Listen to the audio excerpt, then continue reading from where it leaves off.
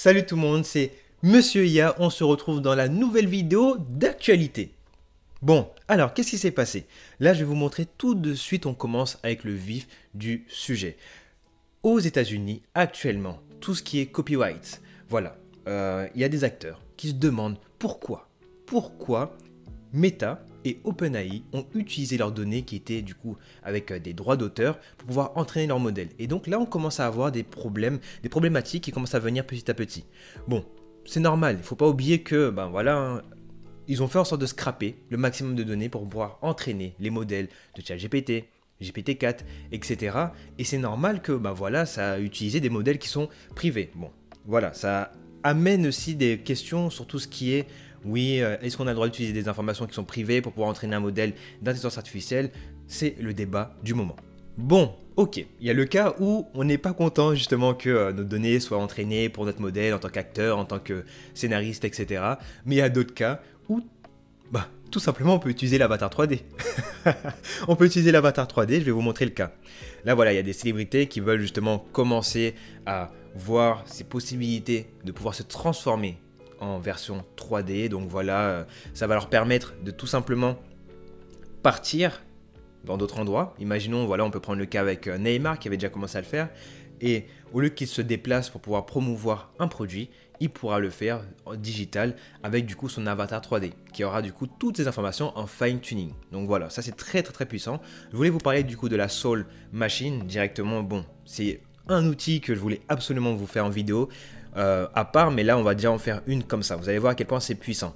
Là ça nous permet donc de pouvoir créer une sorte d'avatar 3D qui nous ressemble ou qui ressemble à une personnalité, comme là on a vu, c'est des personnalités, hein, ces personnes-là, qui ont décidé de tout simplement prendre le pas et ça leur permet donc de pouvoir être disponible dans tous les pays, dans toutes les langues grâce à la puissance de tout ce qui est intelligence artificielle aujourd'hui et de leur permettre donc de extend leur position sur différents continents.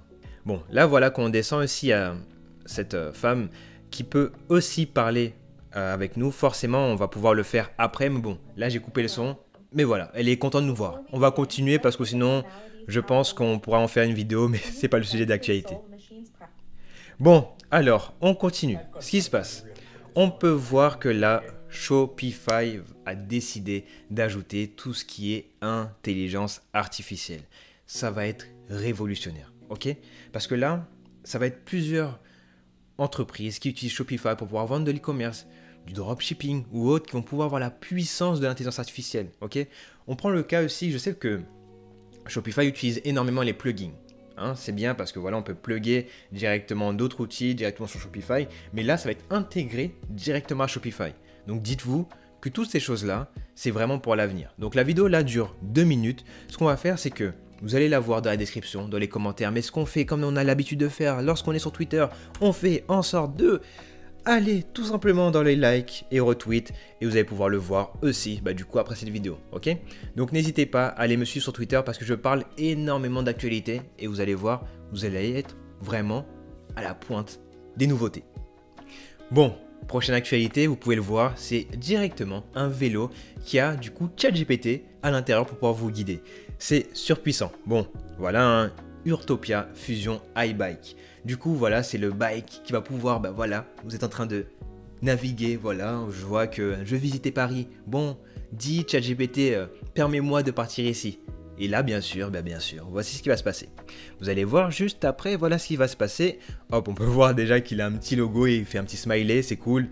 Il y a aussi le fait que voilà, hop, il va pouvoir être connecté et avoir du coup vos itinéraires, savoir ce que vous avez fait, pouvoir vous conseiller vers des routes aussi.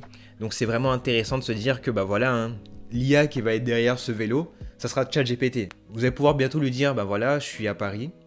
Donne-moi les 10 meilleurs endroits à visiter en vélo à Paris et vous allez avoir l'itinéraire grâce à Urtopia Fusion qui a la magie d'utiliser l'intelligence artificielle. C'est bon, la nouvelle est venue, Bard est enfin disponible en France. Oui, et oui, on attendait ça depuis un bon bout de temps. On n'est plus obligé de passer par un VPN pour l'utiliser. Bon voilà, on gagne quelques secondes, c'est déjà cool. Bon, qu'est-ce que ça annonce? Ça annonce aussi le fait que si Bard commence à venir en France, c'est qu'on va avoir pas mal de nouveautés à côté, que ce soit de OpenAI ou des autres concurrents. Il faut aussi garder ça en tête.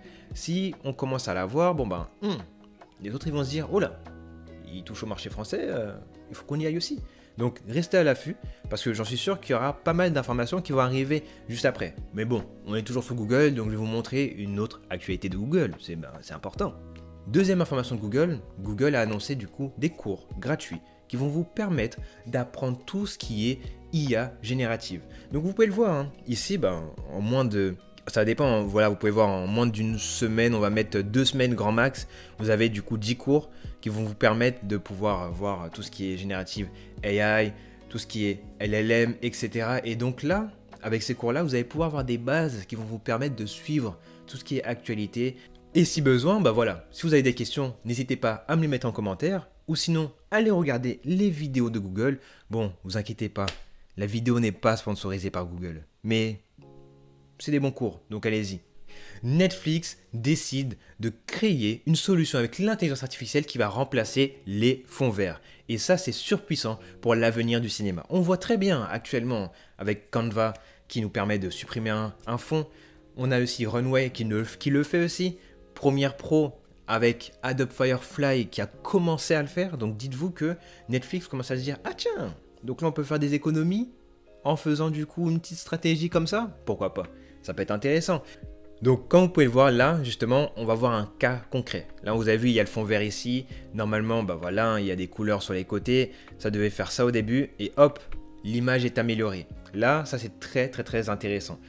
Moi personnellement, j'adore faire de l'audiovisuel. J'en ai fait pas mal. Je sais que le fond vert, c'est quelque chose qui est très difficile à gérer.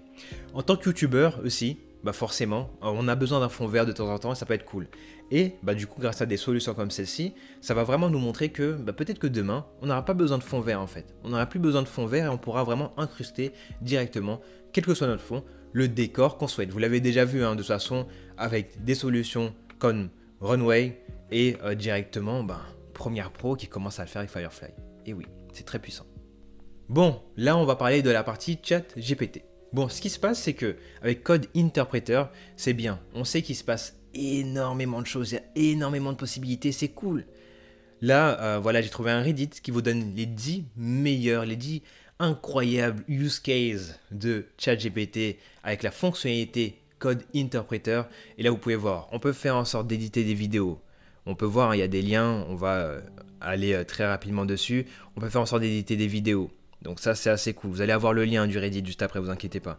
On peut faire en sorte aussi de pouvoir gérer tout ce qui est les data. Il y a pas mal de choses qu'on peut faire. Tourner une image en vidéo, ça c'est très intéressant. Convertir des fichiers. Vous avez vu là, hop, ça c'est cool. Je vais pouvoir en faire aussi une vidéo à part, vous allez voir, vous inquiétez pas, elle va arriver juste là. Comme ça va vous permettre de vraiment qu'on teste tous ces aspects-là et dans une vidéo qui est vraiment spécialisée à Code Interpreter. Bon, on a parlé de Code Interpreter, maintenant on va parler des plugins. Là, on est directement sur le Plugin Store et on peut voir qu'il y a plus de 86 pages. Waouh! Là, c'est vraiment intéressant parce que petit à petit, vous avez vu avant, c'était une vingtaine de pages en plus, etc.